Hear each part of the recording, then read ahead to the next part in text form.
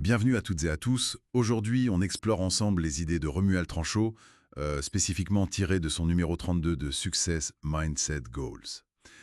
Le grand thème, c'est l'autocompassion. Alors, Tranchot, il voit ça un peu comme un refuge intérieur, vous voyez? Une manière de transformer les moments difficiles, les tempêtes, en quelque chose de constructif, en force. Oui, et il commence fort, hein, en posant une question assez directe, je trouve. Pourquoi on est si souvent dur avec nous-mêmes? Ah oui, beaucoup plus dur qu'avec nos amis, nos proches, hein. C'est vrai ça. Exactement. Et il suggère que c'est souvent parce qu'on mélange un peu tout. On confond l'autocompassion avec le fait de se trouver des excuses, la complaisance, quoi. D'accord. Donc, notre mission aujourd'hui, ce serait un peu de décortiquer cette idée. Voir si, comme le pense Tranchot, cette autocompassion peut être la base d'une résilience authentique. C'est ça. Partir de ces réflexions pour y voir plus clair. Et ce paradoxe qu'il soulève au début, c'est quand même frappant. Un ami échoue, on est là, on le soutient, on trouve les mots justes. Mhm. Mais nous, le moindre faux pas, et hop, c'est l'autoflagellation, la critique interne qui tourne en boucle. Oui, on a cette croyance assez ancrée que se montrer sévère, ça motive, que c'est comme ça qu'on avance. Alors que lui, il dit, attention, ça épuise plus qu'autre chose. Ça vide notre énergie mentale et émotionnelle. Tout à fait. Il propose ce changement de perspective. Remplacer le fameux «j'aurais dû faire ci, j'aurais dû faire ça» Ah oui, le classique. par un simple «j'ai fait de mon mieux» avec les informations, l'énergie, les ressources que j'avais à ce moment-là. Ça paraît simple dit comme ça, mais le changement d'état d'esprit est énorme, j'imagine. Ben oui, et il mentionne même que la science commence à montrer les bienfaits. Sur la motivation, la créativité, ce n'est pas juste une idée en l'air, quoi. Mais alors, si c'est si bénéfique, pourquoi c'est si difficile à appliquer au quotidien? Qu'est-ce qui bloque selon lui? Alors, la difficulté principale, comme il l'explique bien, c'est cette perception erronée. On voit ça comme une faiblesse, être gentil avec soi quand on a raté. Ça sonne presque comme une démission, une excuse facile. Je vois. On a appris à être dur. Exactement. On a intériorisé l'idée que la sévérité, c'est ça la vraie force, la marque du caractère, du progrès. Alors que lui, il dit non, cette critique constante, c'est juste épuisant, ça nous mine. Donc, pratiquer l'autocompassion, ce serait pas une faiblesse, mais plutôt Un acte de courage. oui, et de lucidité. C'est oser regarder la situation en face, avec ses difficultés, mais sans se rajouter une couche de jugement destructeur. Il pousse même à l'introspection, non? Avec des questions comme Oui, des questions clés, hein. Quelles sont ces critiques internes qui reviennent tout le temps? Qu'est-ce qui se passerait si on changeait ce dialogue? Et si la bienveillance nous rendait finalement plus forts, plus résilients? Donc, ce n'est pas une fuite des problèmes, au contraire, c'est une façon de les affronter différemment. plus sainement. Voilà, c'est ça l'idée centrale. Pas une fuite, mais un moyen d'aborder les défis avec plus de clarté, plus de résilience justement. Et les bénéfices concrets, il en liste? Oui, plusieurs. D'abord, une réduction du stress. Logique. Si on accepte nos imperfections au lieu de ruminer dessus, on se libère d'un poids. Exactement. Ensuite, et ça peut paraître paradoxal, une augmentation de la motivation, parce qu'elle serait alimentée par l'encouragement, la bienveillance, et non par la peur de la critique ou de l'échec. Intéressant ça. Et sur les relations, Clem? Il pense que ça améliore aussi les relations.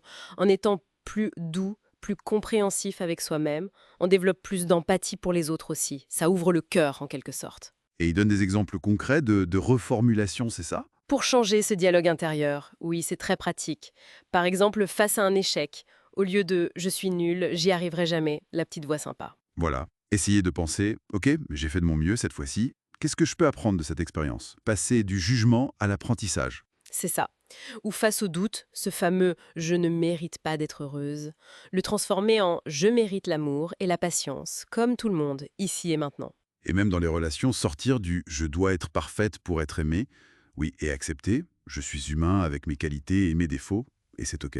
Ok, ça semble puissant, mais est-ce qu'il met en garde contre certains pièges? Le risque de tomber dans l'excès inverse peut-être, devenir trop cool avec soi-même. Ah oui, absolument. C'est un point crucial qu'il aborde. Le premier piège, c'est justement ça.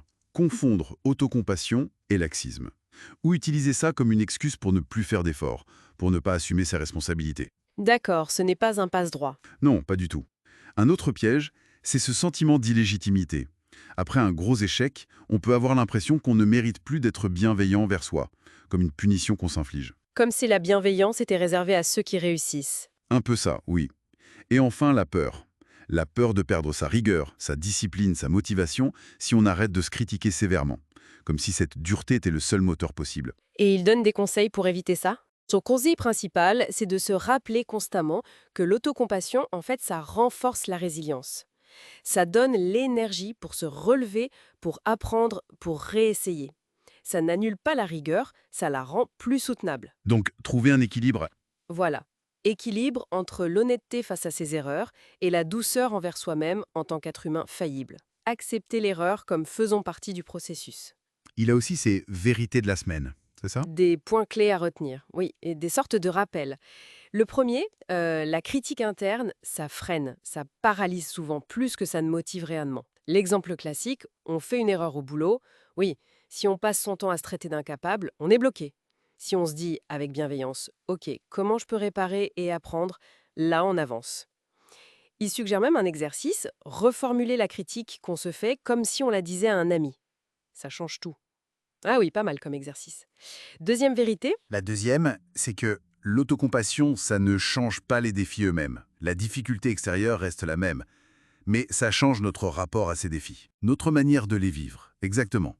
Reconnaître, ok, c'est difficile en ce moment, sans s'effondrer, mais sans nier non plus, ça permet de mobiliser ses ressources plus calmement. L'action qu'il suggère, c'est juste se dire, ouais, c'est difficile, mais je ne suis pas seul à vivre ça. Se reconnecter à notre humanité partagée. Ça dédramatise un peu. Et la troisième vérité, la gentillesse envers soi, on la mérite. Point. Et surtout, surtout dans les moments difficiles. Ce n'est pas une récompense pour quand tout va bien, c'est un soutien nécessaire quand ça va mal. Le challenge mental qu'il propose, c'est ce mantra simple « Je suis humain et c'est OK ». Accepter sa propre humanité. OK, ça donne des clés de réflexion. Mais concrètement, au jour le jour, comment on fait pour cultiver ça? Il propose des méthodes pratiques. oui, il donne plusieurs pistes assez simples à intégrer. La première, c'est de faire attention à son dialogue intérieur et d'essayer de se parler comme on parlerait à un ami très cher qui traverse la même situation, avec les mêmes mots, la même intonation mentale. Changer le ton de la voix dans sa tête, en quelque sorte. C'est un peu ça.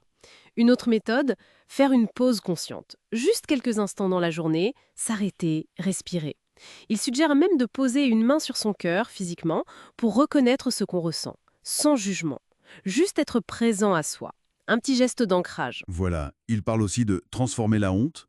Quand on se sent honteux d'une erreur, se rappeler que l'erreur, la difficulté, ça fait partie de l'expérience humaine. On n'est pas seul. Tout le monde vit ça.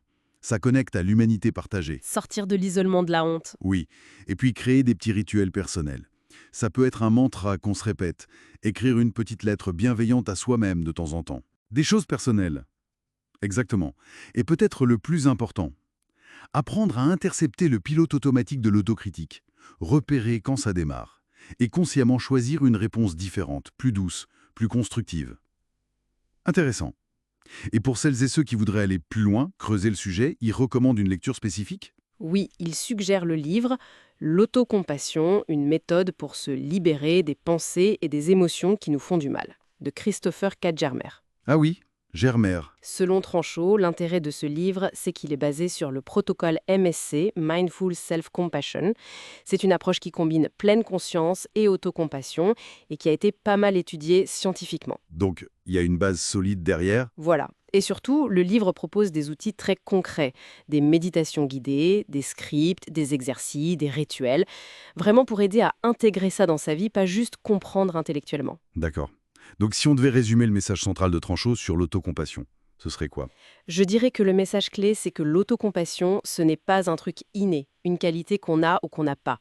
C'est une compétence. Ça se travaille, ça se développe comme un muscle. Un muscle protecteur. Exactement. Un muscle qui nous protège de notre propre critique interne.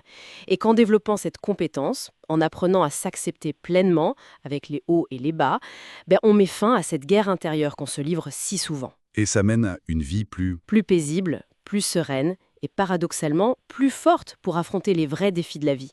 S'accepter vraiment avec tout ce qu'on est. Ce serait ça la clé selon lui. C'est une belle perspective. D'ailleurs, il termine son article en nous laissant avec une question. Une sorte d'invitation à l'action personnelle, non? Oui, une question très simple mais profonde. Quel geste concret de bienveillance vais-je m'offrir cette semaine pour me reconnecter à moi-même? Ça laisse matière à réflexion pour chacun. Tout à fait. Eh bien, merci beaucoup pour cet éclairage sur les idées de Romuald Tranchot. C'était passionnant. Merci à toi. Et merci à vous de nous avoir écoutés. On espère que cette exploration vous a intéressé. On se retrouve très bientôt pour une nouvelle analyse approfondie.